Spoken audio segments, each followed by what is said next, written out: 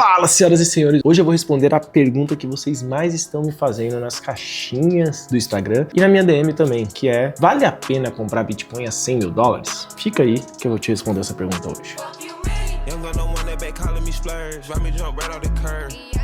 Antes de qualquer coisa, você já sabe, né? Tá aqui no canal da Foxbit, você ainda não é inscrito, se inscreve no canal, deixa o like, deixa o foguinho, aproveita, tá bom? Você não vai se arrepender. Vamos lá, eu sempre gosto de começar fazendo esse tipo de análise para responder essa pergunta, o ciclo macro, né? A gente precisa analisar não só mais o Bitcoin como ciclo macro, mas também o mercado tradicional. Então nós estamos falando que o Bitcoin entrou no mainstream dos investidores institucionais e estão entrando forte no mercado. Então nos últimos tempos o Bitcoin ficou muito correlacionado com o mercado tradicional, o que é normal. E aí a gente precisa dar uma olhada em política econômica, a gente precisa ficar dando uma olhada no que está acontecendo no mundo, porque o Bitcoin é, por si só, um ativo já global. E talvez ele é um dos poucos ativos que temos no mundo que você consegue liquidar ele em pouquíssimas horas em qualquer lugar do mundo, não é mesmo? Porque tudo mexe nele e ele é o único ativo que é líquido a ponto de, por exemplo, você estar num domingo e se você quiser sair de uma posição, você sai, não precisa esperar até 8 horas da manhã de segunda-feira. Então, precisamos olhar no cenário macro. E a gente está no cenário macro um pouco caótico, tá? O que pode ser visto como um cenário muito negativo, mas também com um cenário muito positivo. Por quê? Porque se a gente olhar para um cenário negativo, sim, estamos num momento que está falando, por exemplo, de uma possível recessão, de juros altos na principal economia do mundo, péssimas tomadas de decisões, de guerras estourando no mundo inteiro,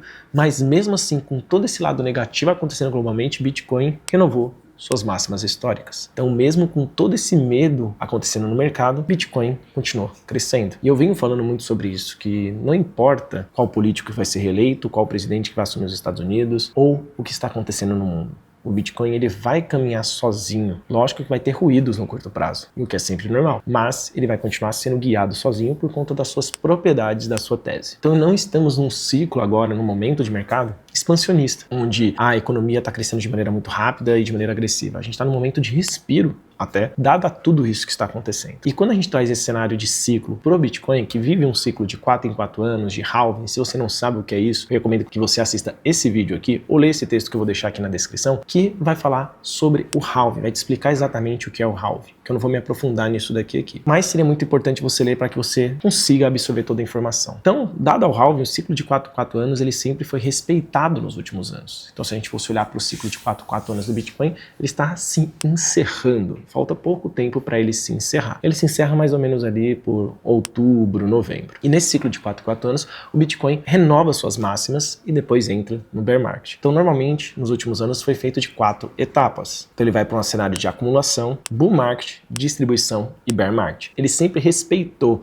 e a gente consegue ver no gráfico isso funcionando com cada etapa. E esse ciclo aconteceu em 2009, 2013, 2016 e 2020. Então sempre ele acontece isso daqui. Então depois que passa o halving, nós temos esse momento de estresse de mercado. E a gente já viu isso acontecendo, né? Quando a gente pega o gráfico, esse gráfico que você está vendo aí agora, ele mostra exatamente esse choque de escassez que o halving faz. Mas a minha tese é que nos próximos halvings esse efeito vai ser cada vez menor. E o que vai mandar cada vez mais agora no mercado é o dinheiro, porque agora a gente já tem mais de 94% dos bitcoins que já foram minerados e esse efeito do halving vai ser cada vez menor. A não ser que o preço do Bitcoin esteja muito alto. Mas eu acho que a entrada de dinheiro institucional e a adoção das pessoas vai ter um impacto maior do que o do halving nos próximos anos. E se a gente olha o cenário de ciclo agora, e a gente pega alguns indicadores muito importantes, como por exemplo o MVRV, o Depool Múltiplo, a gente vê que nós não estamos em topo de ciclo. Nós renovamos máximas históricas, mas não estamos nem perto de topos históricos. Então, por exemplo, o MVRV e o Depool Múltiplo, eles sempre acertaram os topos e fundos, porque eles lidam com duas econômicas básicas do Bitcoin. A dos mineradores do Depool Múltiplo e o MVRV com a questão de se ele está subvalorizado ou sobrecomprado. Então, no MVRV, mesmo procurando novas máximas históricas, ele está num nível neutro ainda. E o Depool Múltiplo também está no nível neutro. Então, a gente olha que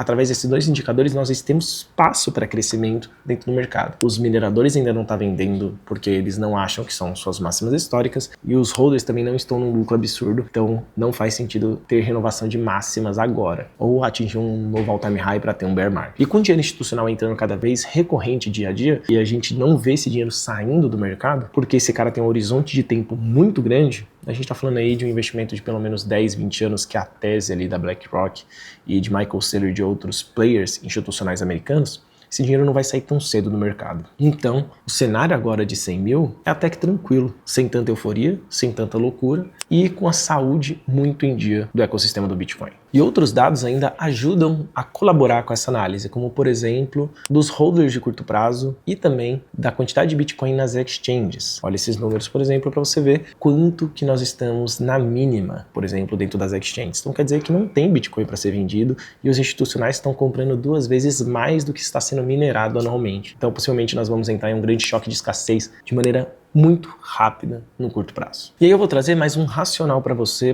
começar a pensar em horizonte de tempo. Porque se você pensar que se você está comprando agora a 100 mil dólares, o Bitcoin está caro e é essa sua preocupação, eu tenho um dado que ele é muito interessante e é onde você vai pegar esse horizonte de tempo, vai colocar muito tempo e você não vai se preocupar isso no curto prazo. Por quê?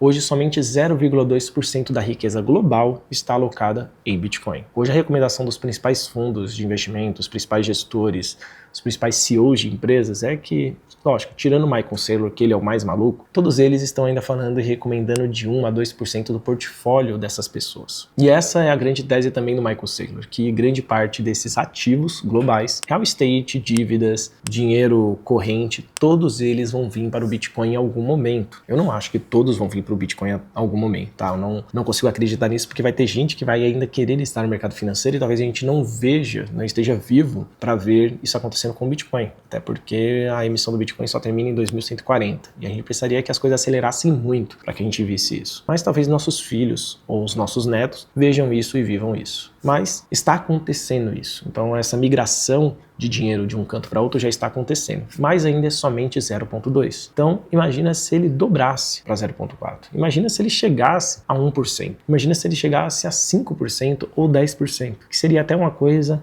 realista e muito palpável para esse momento. É aí que você deveria estar olhando. Não para 100 mil dólares, e sim para a porcentagem de market share que o Bitcoin poderia ocupar dentro do mercado financeiro global. Só para te trazer alguns números, né? O Bitcoin hoje tem 2 trilhões de market cap. O mercado imobiliário é 370 trilhões. Em ações a gente está falando de 175 trilhões. E bonds a gente está falando de mais de 300 trilhões. Então o Bitcoin não é nada ainda nesse meio. E quando a gente fala de população, nós estamos ainda falando de menos de 4% da população global usa criptoativo no dia a dia. Então esse ainda também é um número muito pequeno. Então, seja o institucional adotando através do mercado financeiro global, seja as pessoas usando no dia a dia, ainda é um número pequeno que mostra que a gente só está no começo disso tudo. O Bitcoin pode estar no número de 100 mil dólares, mas quando a gente traz esses números para a realidade, eles são nada ainda por enquanto. E é por isso que, por exemplo, a gente tem personagens como Michael Saylor fazendo da sua empresa uma grande caixa de compras de Bitcoin, que a todo momento está emitindo mais dívidas e comprando Bitcoin. A gente teve alguém que fez isso no passado, como por exemplo a Alemanha, que inflacionou muito sua moeda para comprar ouro. Estava trocando algo que não era bom por algo que no longo prazo se comportaria muito melhor que uma moeda fiduciária.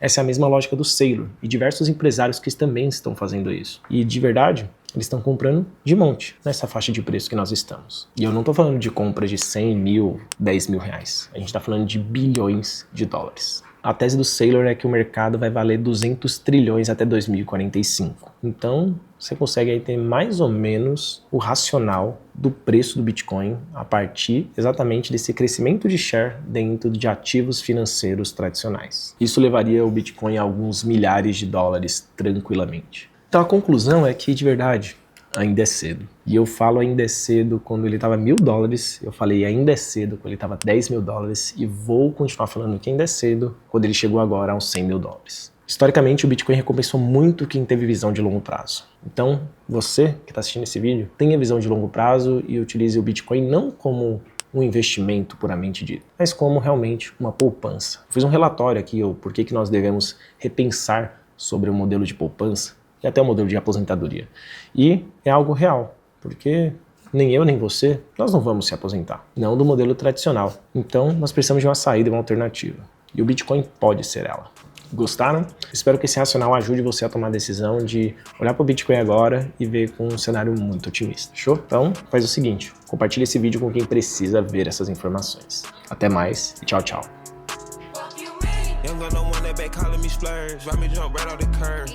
Bentley Smurf fly like a bird.